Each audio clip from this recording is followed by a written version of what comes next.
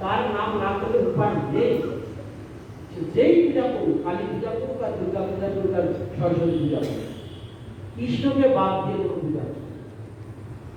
তা ভগবান বলছে ওই সমস্ত দেব দেবতা তারা হচ্ছে আমার চাকর, আমি ওদের অ্যাপয়েন্টমেন্ট দিয়েছি বিভিন্ন ডিপার্টমেন্ট, লোকটিকে অর্থনৈতিক ব্যাপারে দায়িত্ব, সে সমস্ত দেখভাল। ইন্দ্রকে বৃষ্টি সবকিছু প্রাকৃতিক দুর্যোগের সবকিছু বলে দায়িত্ব। এক সেকেন্ডে তার ইচ্ছার এই বিশ্ব ব্রহ্মাণ্ডের মালিক, এই সমগ্র অখিল বিশ্ব ব্রহ্মাণ্ড, ভুবন মঙ্গল হরিনাম সংকীর্তন বলা হচ্ছে কেন? এই ভুবন মঙ্গল মানে গোটা বিশ্ব ব্রহ্মাণ্ডের যত ব্রহ্মাণ্ড আছে, লক্ষ লক্ষ ব্রহ্মাণ্ড আছে, লক্ষ লক্ষ ব্রহ্মা আছে, কোটি কোটি ব্রহ্মা আছে, কোটি কোটি মাথার ব্রহ্মা আছে, লক্ষ লক্ষ মাথার ব্রহ্মা, সবার তিনি হচ্ছে আমরা তার সব চাকর।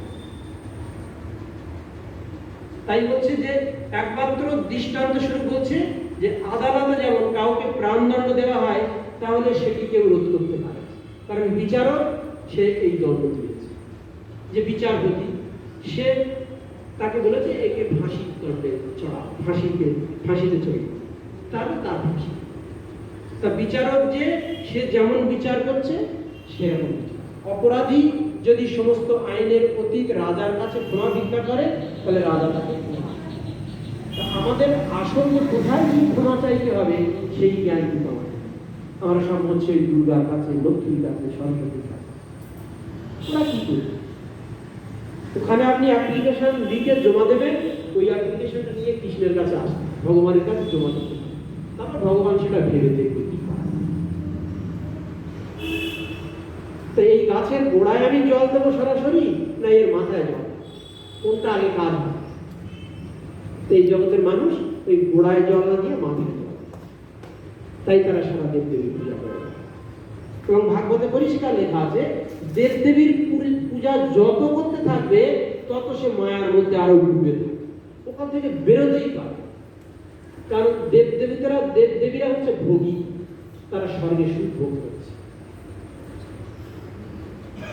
আর এরা সেই দেব দেবতার পূজা করছে যারা, তাদের ভগবান ওই দেব দেবতা ওই আশীর্বাদ করছে, তুমিও সুখে থাকো, তুমিও ভোগ করো, তুমি এই জায়গাটাকে ভোগ, তুমি তোমার সংসার ভোগ করো, তুমি এই জগৎটাকে ভোগ করো, ইন্দ্রিয় সুখ ভোগ করো, এই ভোগ করো।